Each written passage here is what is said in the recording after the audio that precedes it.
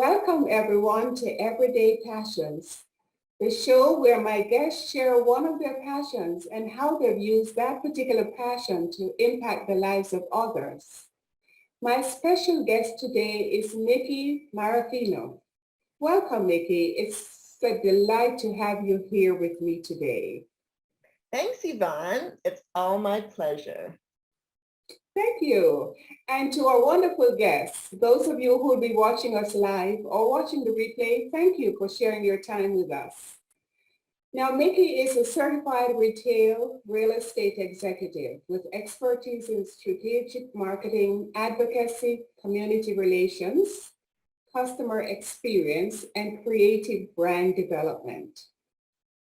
Nikki believes that building joyful communities, not just any community, but joyful communities is critical for success.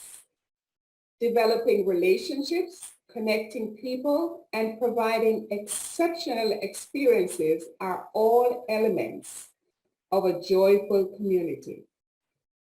So Nikki, I've shared some professional tips about you or information about you. Would you please share a little bit personal so we get to know you better? Okay, well, some people already know this, but I love wearing costumes. And one of my favorite costumes is dressing up as the Redondo Beach lobster during Lobster Festival. And honestly, I feel like that ties perfectly into joyful communities because it's kind of like the same experience you have at Disneyland when you're roaming around and you see Mickey Mouse and everybody gets all excited and wants to get their picture taken with them. So I have some friends who also dress up and we're the lobster ladies. And when we come out during Lobster Festival, everybody wants to get a hug or a high claw, we call it. And it's super fun. And I think that really makes Lobster Festival a joyful community. That sounds like absolutely so much fun. And you have to make sure that when you have the lobster season this year, the Lobster Festival, that you take a picture and send it to me, please. Oh, believe me, I've got lots of pictures, but I will certainly do that. I would be happy to. Awesome. So when is Lobster Festival in California? It's usually in the fall. Okay. So we have a little way to wait for the next one. Exactly. All right. That is fantastic. Thanks for sharing that. So back to business. Tell us, what is one of the things that you're truly, well, you have indicated to some extent what you're passionate about, but tell us a little bit about those joyful communities.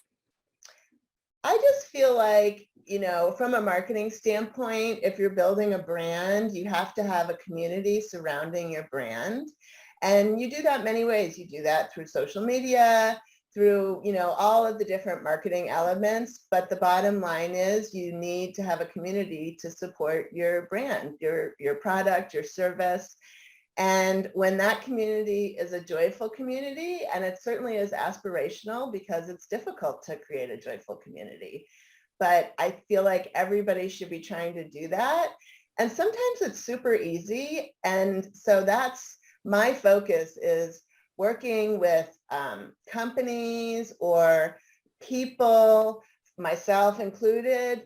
Everywhere I go, I try to make sure that I spread a little joy. And I think right now, especially in our country and in the world, we need to be doing more of that.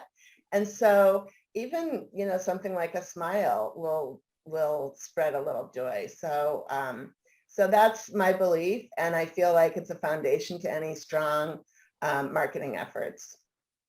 I agree with you. I love that idea, which is more than a sentiment, that you love to be able to spread some joy wherever you go.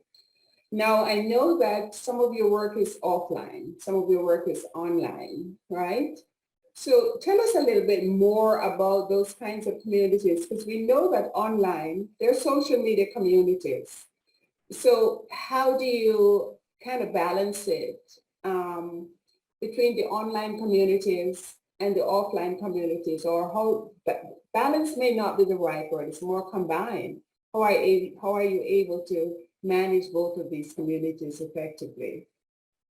Well, I mean, it is definitely a combination. And I think social media has really given us a great tool to listen to our customers, our fans, the people that we're trying to spread joy to. Mhm. And so it's a great way for feedback. And we always need to be super responsive with social media, as well as, sharing the small things that we're doing to build that community. And that can be as simple as um, I was working with a nail salon that just opened up and suggested that they get, little shoulder warmers to put on their clients' shoulders when they're getting their mani-pedi. And doesn't cost very much money. It was super simple. And they said it's one of the best things they've ever done. So I don't feel like, building a joyful community has to be anything really expensive, but you really just have to listen and think about the things that will just make that experience that much better. Mhm. Yeah, so I'm hearing listening and being super responsive. And as you said, sometimes it's the very simple things. They don't have to be big things. They don't have to be costly things, and yet they can make such a difference in the lives of our customers or clients or prospects. So Mickey, were you always thinking along this line? Was this always a passion of yours? Or was there something that kind of triggered this awareness that we really need to focus or incorporate creating these communities into our business so that our business can grow? Because you said it's critical to success. I think, I don't know that there was really one moment. I mean, honestly, doing volunteer things like the Lobster Festival, dressing up and seeing how people respond to that and how special that is. And then working in shopping centers basically my entire career and watching how people respond to different events and different experiences that happen. And just, looking through my rear view window and seeing like where are um, the ways that we can provide exceptional experiences and not even necessarily spend a lot of money? I mean, just having a greeter, having somebody smile at you. We talked about that. Mhm. I mean, I think one of the easiest is to have a custom voicemail message on your phone that has a smile in your voice. So often we hear somebody's cell phone message and it's an automated message. We don't even know really if we got the right number. And so when you can have a smile in your voice when somebody's leaving a message, that just leaves, it's a memorable experience for people, especially because it's so unusual right now. Yes, and you tagged on that at the end there right now, more than ever. I definitely believe it is so very important for us to be building those memorable experiences for our customers. And as you rightly said, because we think along the same line as far as that customer relationship, the building the relationship in general, whether someone is a customer or not, Right. but just giving them, creating these memorable moments and memorable experiences. Because really, not everybody is going to be our customer. Not everybody is going to be our client, but they can be a referral partner. They can just be an advocate, become an advocate of ours where we don't have to toot our own horn. Somebody else will do it for us because people know people. So I can definitely appreciate, as you said, just looking back through the rearview mirror, as it were, at what are the things that create these experiences that people remember. And as Yeah. you said, right now, why do you feel right now more than ever it's so important for us to do this? Well, honestly, I think I've been really focused on community for my entire career, but right now we're hearing more and more people talk about community because we had a year where our community was the Zoom community, or all of a sudden our neighbors became our community and we didn't really even know our neighbors before because, we all had to stay at home. So I think people appreciate community so much more now. They appreciate their neighbors. You know, everybody was reaching out to try to help other people during that time.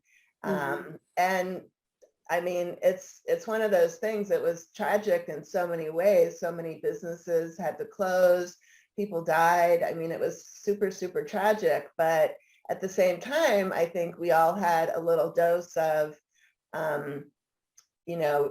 just understanding and experience life with a little bit of grace and compassion and simple moments of joy. I mean, the dogs, they were having a great time when everybody was home walking them all the time. And that was fun in the neighborhood. So even, just experiencing that and really recognizing those joyful moments, I think we kind of forgot about a lot of that.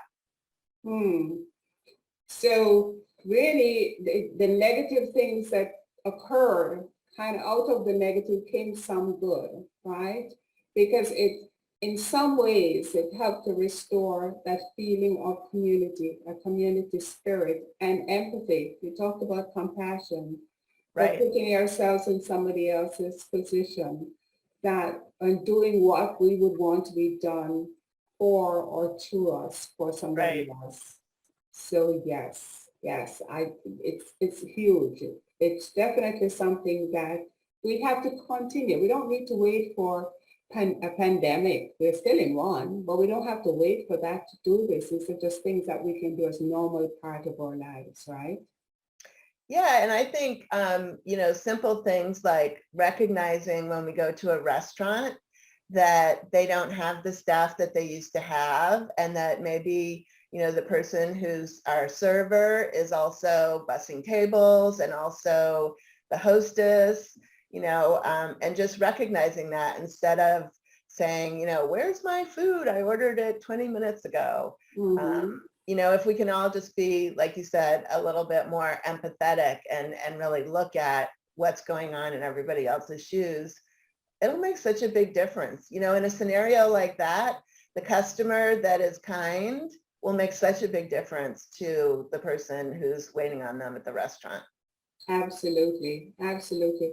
And, one of the things I like to ask is, especially with this, is how has this impacted, how have you been able to use it to impact the lives of others? But I can see, just hearing from what you say, that you definitely have been able to use this both in your personal life and your business life.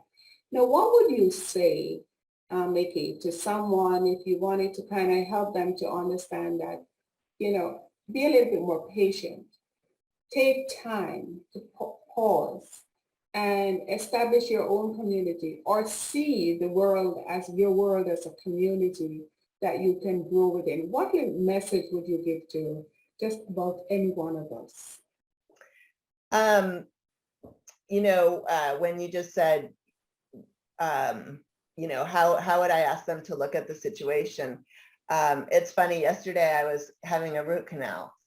And so I was at the dentist's office and, I'm staring up and the dentist is working on me, staring down. And I noticed things like stains on ceiling tiles and the big light that wasn't, has kind of streaks in it. And I was a little bit obsessed with all of that because I thought, this is a very successful dentist practice. Why do they have these little maintenance issues going on? And, I recognize it's really simple because the dentist and everybody there is always looking down and their patients are always looking up. So sometimes it's really a matter of just looking at your environment with fresh eyes, right? And maybe asking your customers simple questions like, how was your parking experience today? And just really, and asking people who aren't your customers. They're the best ones to ask, right? To find out why they're not your customers. So I feel like oftentimes it's really just a matter of looking at a scenario with fresh eyes and listening to people who don't necessarily visit often or buy your product. Two great suggestions.